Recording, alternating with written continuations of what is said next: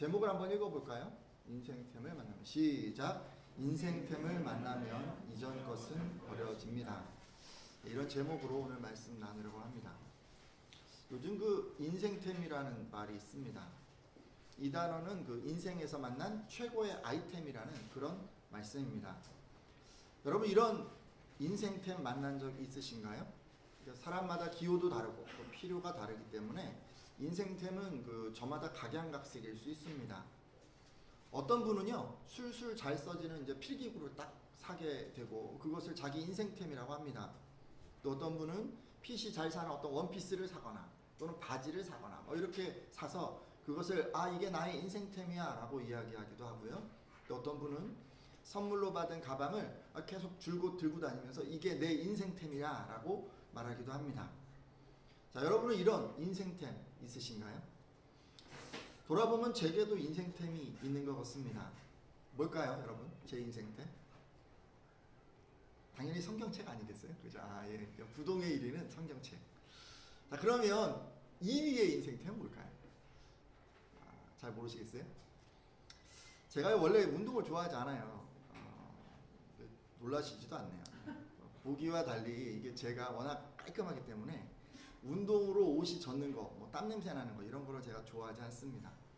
거기다 이제 걷는 것도 별로 즐기지 않아서 운동을 해도 축구 경기 같은 거는 별로 안 좋아하고요. 탁구처럼 이렇게 운동 반경이 그리 크지 않은 그런 운동을 좋아했습니다. 자, 그러던 어느 날이요, 제가 운동을 열심히 하게 된 계기가 있었는데 그게 뭔지 여러분 아십니까? 잘 모르시죠? 그게요, 제 발에 딱 맞는 운동화를 사면서부터 제가 바뀐 거예요. 제가 몇 년 전에 이제 체력도 떨어지고 해서 운동을 시작하려는 그런 생각에 먼저 이제 운동화를 사러 갔습니다. 근데요, 그 운동화를 딱 신는 순간 제 인생에서 신세계를 경험했습니다. 가볍기도 하고 착 붙기도 하고 신은 거 같지도 않고요, 여러분. 걸으면 걸을수록 막 발에 힘이 붙더라고요. 정말 하늘 위를 붕붕 날아다니는 것만 같았습니다. 그때 저는요, 이 신발을 구입한 후로 이 운동이 좀 더 즐거워졌어요. 그 전에 제가 하는 운동이라고는 숨쉬기 운동이 다였는데 이렇게 이제 발이 편해지다 보니까 매일매일 20분씩 30분씩 걷는 것을 지속할 수 있었습니다. 그러니까 그 결과 이제 체력이 조금씩 붙더라고요. 그래서 그 후로는 자전거도 하고 근력 운동도 조금씩 하면서 이제 3년 넘게 눈이 오나 비가 오나 이렇게 운동을 할 수 있었습니다. 그러다 보니까 많이 건강해지게 됐죠. 따라서 제게 있어서 인생템은 바로 이 운동화라고 할 수 있습니다. 근데 말입니다, 이렇게 인생템 운동화가 생기다 보니까 그 전에 신던 운동화들은 순식간에 찬밥 신세가 됐습니다. 이게요, 점차로 이게 신지 않게 되더니 결국 쓸모없어서 버리게 되더라고요. 여러분도 그러시지 않나요? 정말 여러분 인생템을 만나게 되면 그게 옷이든 가방이든 신발이든 그 무엇이든 간에 그 후로는 이제 그것만 자꾸 사용하게 되고 그 전에 사용하던 것들은 다 찬밥 신세가 되지 않습니까? 근데 지금으로부터 2000년 전 이 인생템을 만나고 그 이전 것을 다 버린 그런 사람이 있었는데요. 그 사람의 이름은 바울입니다. 여러분, 바울 사도는요, 그전에는 율법을 잘 지킴으로써 의롭게 될 수 있다고 생각을 했었습니다. 율법을 잘 지키면 의롭게 될 수 있고 하나님을 기쁘시게 할 수도 있고 또 하나님 나라에도 이를 수 있다고 생각을 했습니다. 그래서 바울 사도는요, 율법을 엄격하게 지키는 그 사람들 사이에 끼어서 그 사람들의 가르침을 받고 또 율법을 지키면서 그렇게 살았습니다. 그러면서 자기를 의롭다고 생각했죠. 그리고 이루어낸 것들을 자랑하면서 그렇게 살았습니다. 하지만 바울은요, 이 인생의 구원의 인생템 예수 그리스도를 만나고 나서 이 모든 것들을 다 버렸습니다. 왜냐하면 예수 그리스도를 믿음으로 의롭게 된다는 사실을 새롭게 알게 되었기 때문입니다. 7절에서 9절 상반절까지 말씀을 보도록 할 텐데요. 한번 같이 읽어주시겠어요? 그러나 무엇이든지, 시작. 그러나 무엇이든지 내게 유익하던 것을 내가 그리스도를 위하여 다 해로 여길 뿐더러 또한 모든 것을 해로 여김은 내 주 그리스도 예수를 아는 지식이 가장 고상하기 때문이라. 내가 그를 위하여 모든 것을 잃어버리고 배설물로 여김은 그리스도를 얻고 그 안에서 발견되려 함이니. 아멘. 바울은 예수 그리스도를 아는 지식이 가장 귀하다라고 그렇게 이야기를 하면서 예수님을 얻고 또 그 안에서 발견되기 위해서, 즉 예수 그리스도를 통해서 의롭게 되고 또 구원을 얻기 위해서 이전까지 유익하던 것을 다 해로 여기고, 여기 해로 여긴다고 하죠. 그리고 뒤에 보면 배설물로까지 그렇게 여긴다라고 그렇게 말씀합니다. 자, 여러분, 바울은 예수 그리스도를 만나고 나서 무엇을 버렸을까요? 말씀을 보면 바울은 예수 그리스도를 위해서 모든 것을 해로 여기고 잃어버리고 배설물과 같이 여기기까지 했다고 하는데, 아니 그러면 바울이 그동안 유익하다라고 생각했던 것들은 무엇이었을까요? 사실 여러분, 여러 가지가 있었는데요. 일단 그는 의롭게 되기 위해서 율법을 지켜야 한다라고 생각을 했었습니다. 구원은 율법 준수를 통해서만 얻을 수 있는 것이라고 생각했었기 때문입니다. 하지만 예수 그리스도를 믿음으로 의로워지고 또 구원을 얻을 수 있다는 것을 알게 된 후로는 가장 먼저 이런 생각을 버립니다. 빌립보서 3장 9절 하반절 말씀인데요. 여러분 같이 한번 읽어주시겠어요? 내가 가진 의는, 시작. 내가 가진 의는 율법에서 난 것이 아니요 오직 그리스도를 믿음으로 말미암은 것이니 곧 믿음으로 하나님께로부터 난 의라.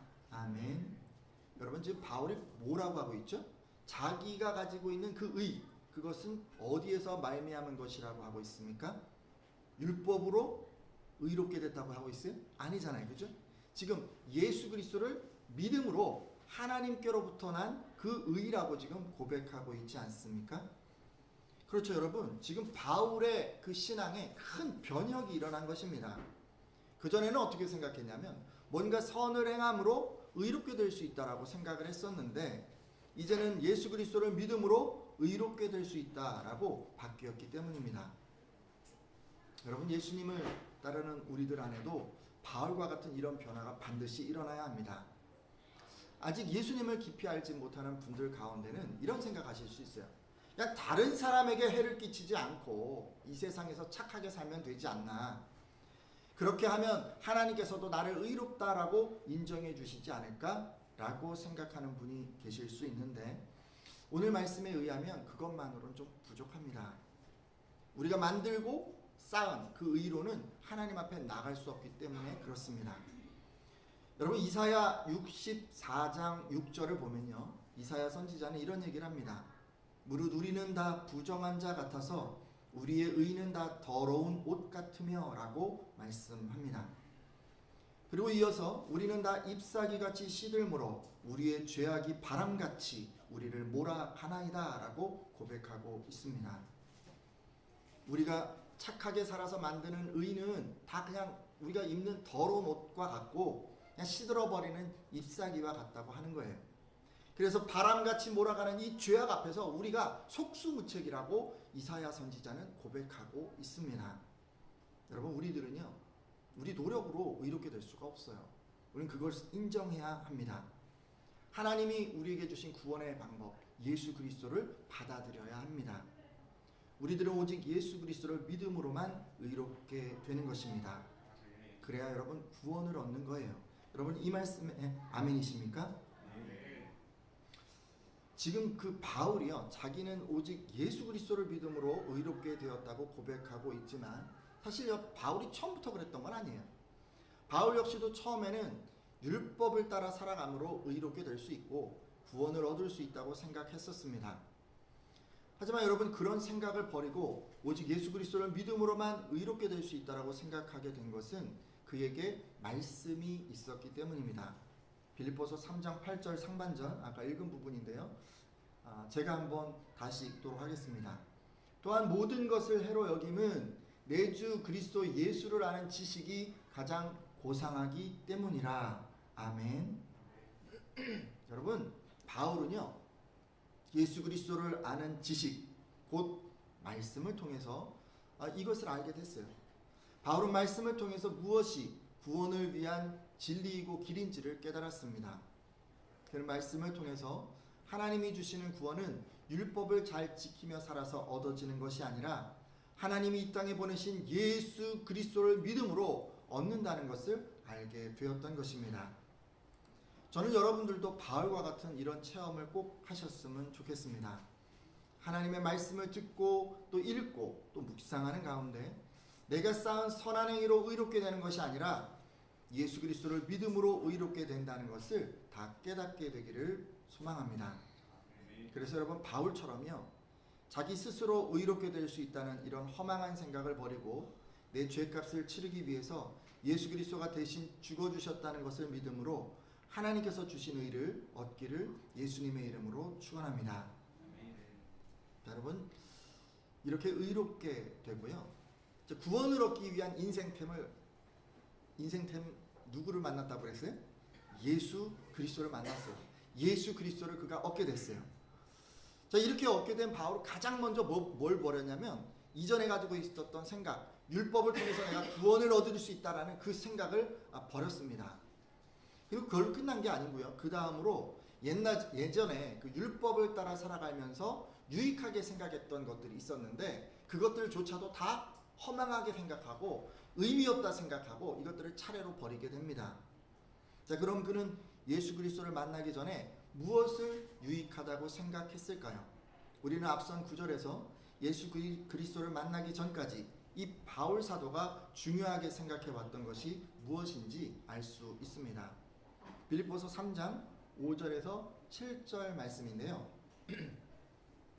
제가 한번 읽도록 하겠습니다. 내가 8일 만에 할례를 받고 이스라엘 족속이요 베냐민 지파요 히브리인 중에 히브리인이요 율법으로는 바리새인이요 열심으로는 교회를 박해하고 율법의 의로는 흠이 없는 자라. 그러나 무엇이든지 내게 유익하던 것을 내가 그리스도를 위하여 다 해로 여길 뿐더러. 아멘. 자, 여러분 여기요 그가 뒤에 보니까 무엇이든지 내게 유익하던 것을 내가 그리스도를 위하여 이제 해로 여긴다고 했는데 앞에 쭉 얘기를 했어요. 7개를. 이제 8일 만에 할례 받는 거 이런 것부터 이제 시작해서 쭉 얘기를 했는데, 그러니까 첫 번째 뭐냐면요. 그러니까 이게 이제 지금 먼저 이게 그 자기가 날 때부터 자랑한 것들을 가지고 태어났다고 얘기를 합니다. 그러니까 유익하다고 얘기를 한 게 한 7가지가 되는데 그 중에 3가지는 자기가 태어날 때부터 그냥 가지고 태어난 거예요. 그게 뭐냐면 이제 3가지가 있는데 이제 소개를 해드리면, 첫째, 8일 만에 할례 받은 것을 유익하게 생각했었다고 합니다. 여러분 당시 유대인들이요 모두 다 8일 만에 할례를 받은 게 아니에요. 이들 중 얼마는 이방 세계로부터 개종한 사람들이었고, 따라서 그 사람들은 나은 지 8일 만에 할례를 받은 게 아니라 성인이 된 다음에 할례를 받았습니다. 근데 우리 같으면 유아 세례를 받으려면 아이가 어려야 되잖아요. 근데 그때 못 받은 사람들은 이제 나이가 들어서 신앙생활하는 사람들은 나중에 이제 세례를 받게 되는 거 아닙니까? 그러니까 비슷한 거예요. 근데 그런 사람에게 있어서 이 8일 만에 할례를 받았던 것은요 큰 부러움의 대상이 됐습니다. 바울은 그의 아버지가 엄격하게 율법을 지킨 사람이었기 때문에 날 때부터 이런 자랑거리를 가지고 있었습니다. 둘째, 뭘 또 유익하게 생각했다 그랬어요? 이스라엘 족속이라는 것을 유익하게 생각했다고 합니다. 사실 여러분 이스라엘 안에는 타민족 사람들이 들어와 있었습니다. 이스라엘 사람들은 혈통의 순수성을 중요하게 생각했기 때문에 은연중에 그런 사람들을 홀대했습니다. 하지만 바울은 지금 자기가 그런 혼혈인이 아니라 순수한 혈통의 유대인이라고 말합니다. 비록 행정상으로는 소아시아의 길리기아 다소 출신으로 나면서부터 로마 시민권을 가지고 있는 로마 시민이었지만 혈통상으로는 이방인의 피가 전혀 섞이지 않은 순수한 이스라엘 사람이었다는 것을 그가 이야기하고 또 그것을 자기가 유익하게 생각했었다라고 고백하고 있습니다. 한 가지 더 말씀드리면, 세 번째 뭐죠? 베냐민 지파를 또 유익하게 생각했다고 합니다. 12지파가 있잖아요. 그 12지파 중에 이제 베냐민 지파는 사실 인원이 굉장히 적은 지파였어요. 근데 다른 지파들에 비해서 자랑할 것이 많은 그런 지파였습니다. 역사적으로 보면 이 베냐민은 야곱이 가장 사랑한 라헬의 소생이고, 야곱의 12아들 중 이 베냐민만 그 하나님이 주신 약속의 땅에 들어와서 태어났습니다. 이게 이제 다른 지파들에게는 큰 자랑거리였습니다. 또 베냐민 지파는 여러분 잘 아시는 이스라엘의 초대 왕 사울 왕이 속한 지파였고, 그 후로도 포로 귀환 후에는 유다 지파 편에 서서 성전 재건의 주축으로 활약했던 지파였습니다. 우리 같으면 국가가 어려울 때 큰 일을 감당한 어떤 국가 유공자 집안으로 이제 생각할 수 있을 것 같습니다. 바울은 자신이 그런 인정받는 베냐민 지파 사람인 것을 유익하게 생각했습니다. 제가 지금까지 그 바울이 자랑거리로 생각했던 세 가지를 먼저 말씀드렸는데, 이 세 가지는 공통점이 하나 있습니다. 자기 노력으로 얻은 것이 아니라는 것입니다. 그는 부모의 신앙으로 8일 만에 할례를 받았고, 하나님의 은혜로 이스라엘 족속 베냐민 지파에서 태어난 것이기 때문에 사실 그가 자랑하는, 그가 유익하게 생각했던 이런 것들은요, 그냥 걷어어져진 그런 자랑거리였습니다. 하지만 여러분, 예수 그리스도를 만나기 전까지 바울은요, 이런 것들을 유익하다고 여기고 사람들 앞에서 자랑하는 그런 사람이었습니다. 하지만 예수님을 만나고 나서 이 모든 것을 다 버리게 되죠. 우리들은 어떤가요? 바울처럼 타고난 자랑거리를 다른 사람들 앞에서 내세우면서 그렇게 살아가지는 않습니까? 돌아보면 우리들도요, 이런 모습들이 좀 있어요. 그러니까 우리들도 이제 외모 이런 거 막 자랑하는 분들이 있잖아요. 외모는 누가 주는 건가요? 성형외과 의사가 주는 게 아니죠, 여러분. 외모는 부모님이 주시는 거잖아요. 본래 외모는 타고나는 것이고, 이 모든 것은 부모님으로부터 물려받는 것입니다. 저희 아이가 보니까 코가 좀 크더라고요. 다 제게 물려받은 것이라 생각하고 있습니다. 근데 여러분, 우리들 가운데요, 여러분, 외모가 뛰어난 분들이 있어요. 근데 그분들은 이게 이제 내게 이게 유익하다라고 생각하고 막 자랑하는 그런 분들이 있습니다. 때로 여러분, 재능을 자랑하는 분들도 있어요. 어떤 사람들은 목소리가 너무 좋아서 노래도 잘하고, 어떤 사람은 예술적 감각이 뛰어나서 시나 그림이나 작곡 이런 거에 재능이 있고, 또 어떤 사람은 신체 조건이 뛰어나서 어떤 축구 선수, 농구 선수 이런 것들을 하기도 합니다. 이렇게 이런저런 면에서 재능이 뛰어난 사람들은 자기 재능을 자랑하면서 살아가는 것 같습니다. 또 우리들 가운데 또 금수저 이런 분들 있잖아요. 그러니까 자기가 부를 타고났는데 이걸 막 자랑하는 분들도 있어요. 부모가 부자인 거를 자랑하는 것이죠.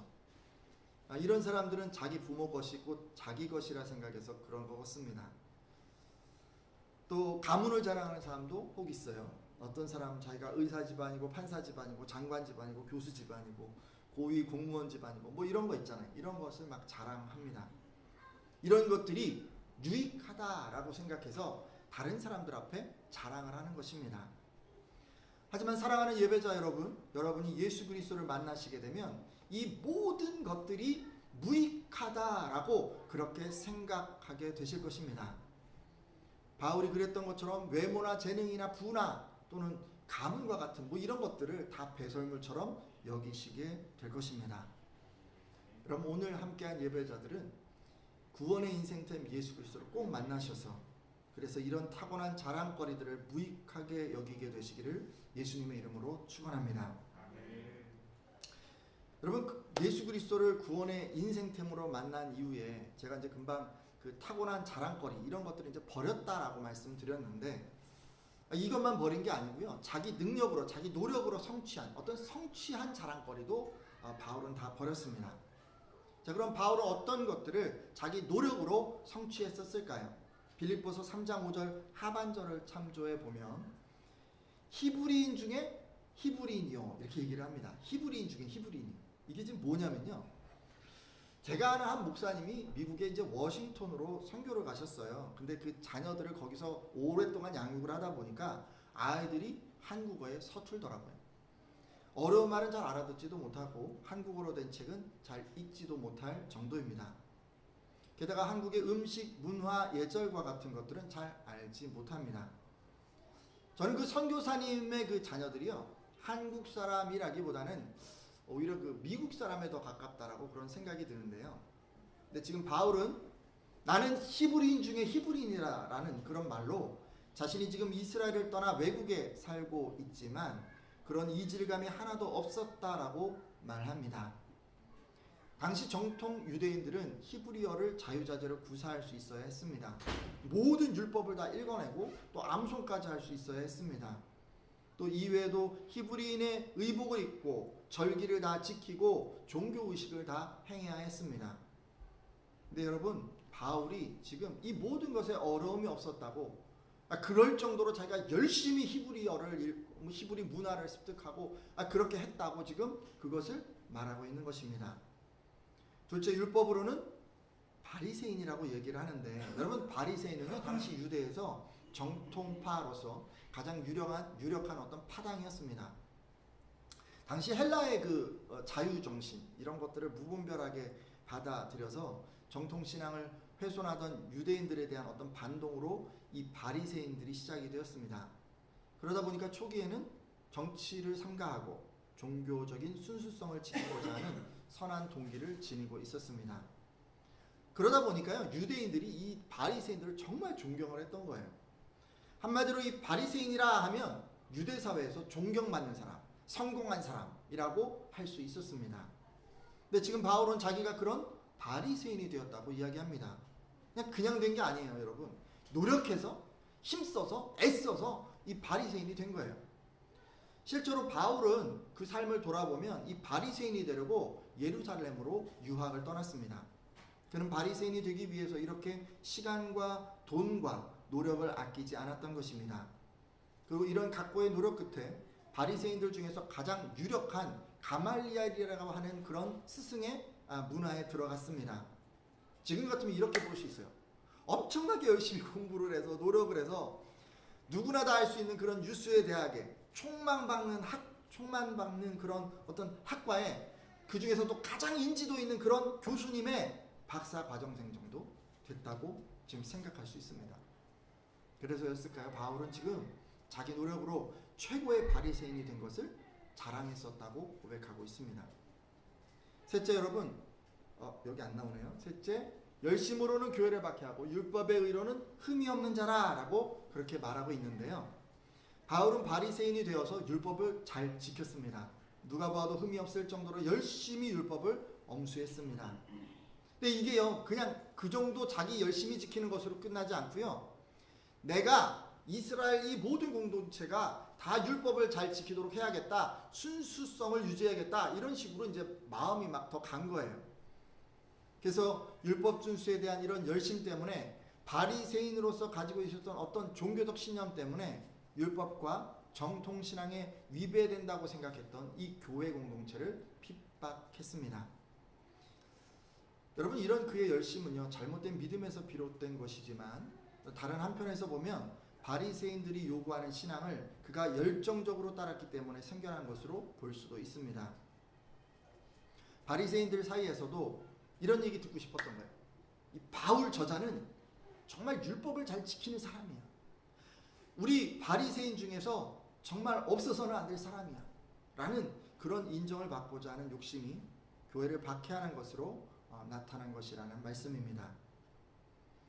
여러분, 이런 모습들로 미뤄보아서 바울은 예수님을 만나기 전에 유대인 공동체 내에서 사람들의 인정을 받고자 힘쓴 그런 사람이었음을 알 수가 있습니다. 그는 히브리인으로서, 바리새인으로서 자격을 얻고자 노력했고, 또 바리새인이 되고 나서는 그 안에서 정말 훌륭한 사람이야, 율법 선생이야 라는 그런 인정을 받기 위해서 끊임없이 애쓴 사람이라는 것을 알 수 있습니다. 하지만 예수 그리스도를 구원의 인생템으로 만나고부터는 바울은 자기가 성취한 이런 자랑거리들을 다 배설물처럼 여겼습니다. 사실 우리들의 모습도요, 바울과 뭐 별반 다를 게 없어요. 뭔가 자꾸 성취하고 싶어요. 그리고 그걸 자랑하고 싶어요. 그러면서 살아가요. 바울처럼 자기가 속한 공동체에서 인정받기 위해서 그냥 맹목적인 어떤 열심을 품고 앞만 보고 막 달려가는 그런 모습이 우리에게 있습니다. 조금이라도 더 높은 지위에 올라가기 위해서 최선의 노력을 기울이면서 살아가는 그런 모습도 우리에게 있고, 다른 사람들처럼, 그러니까 다른 사람들에게 이방인처럼 취급받지 않으려고 노심초사하며 그들과 맞춰서 그렇게 살아가기도 합니다. 우리들도 바울처럼 사람들에게 인정받고자 하고 세상에서 성공하고자 합니다. 하지만 사랑하는 예배자 여러분, 여러분이 예수님을 구원의 인생템으로 만나시게 되면 이런 것들 다 버리시게 될 거예요. 여러분이 이룬 학벌이 있을 수 있고, 여러분이 가진 재력이 있을 수 있고, 여러분이 만든 경력이 있을 수도 있고, 여러분이 어렵게 올라간 어떤 지위가 있을 수도 있는데, 여러분이 성취한 그 어떤 것도 무가치하게 여기게 됩니다. 여러분, 왜 우리가 이렇게 되는 거죠? 왜 우리가 성취한 거, 우리가 타고난 거, 이런 거 예수 믿고 나서는 다 버리게 되는 거죠? 다 쓸모없는 것이라고 그렇게 생각하게 되는 거죠? 여러분, 이 모든 것을 통해서도 얻을 수 없는 참된 구원을 예수 그리스도가 주시기 때문에 이렇게 하는 거예요. 여러분이 예수 그리스도를 믿고 그의 가르침을 따라 살아가면 여러분은 그 어떤 것으로도 맛볼 수 없었던 참된 안식과 기쁨을 누리게 됩니다. 여러분 마음에 그 전에 뭐 이것도 해보고 저것도 해보고 이런 노력 저런 노력 하면서 정말 얻어보려고 했는데 얻지 못했던 그 평안이 임하게 됩니다. 더불어 여러분 천국 소망을 가지게 되는 것입니다. 이렇게 예수님 안에는요 모든 것이 다 있어요. 이렇게 다 있는데 뭘 더 얻으려고 우리가 자꾸 노심초사하겠습니까? 그래서 예수 그리스도를 믿는 사람들은 자꾸 뭔가 더 얻으려고 하지 않고 더 이상 다른 것들에게 마음을 뺏기지 않는 것입니다. 여러분 이제 우리가 기도하고 마치려고 하는데요. 저는 오늘 함께한 예배자들이 바울처럼 말씀을 통해서 예수 그리스도를 만나시기를 바랍니다. 그리고 그분을 믿음으로 예수 그리스도 안에 있는 의와 또 구원을 다 체험하시기를 부탁드립니다. 혹시 이 자리에 내가 다른 사람에게 해를 끼치지 않고 착하게 살면 되지 않나? 그러면 하나님께서 의롭다라고 그렇게 인정해 주시지 않을까라고 생각했던 분들은 이제 그 생각을 좀 고쳐 주십시오. 다른 무엇보다 하나님이 주신 말씀을 통해서 오직 예수 그리스도를 여러분의 구원을 위한 인생템으로 얻고자 하십시오. 말씀을 통해서, 오직 말씀을 통해서 그분을 믿는 믿음을 더해달라고 그렇게 기도해 주십시오. 여러분 이렇게 지금 기도하시는 분들마다 이후로는 더 이상 자기가 타고난 자랑거리, 성취한 자랑거리를 내세우지 않고 오직 예수 그리스도만 자랑하는 성도가 되시리라 믿습니다.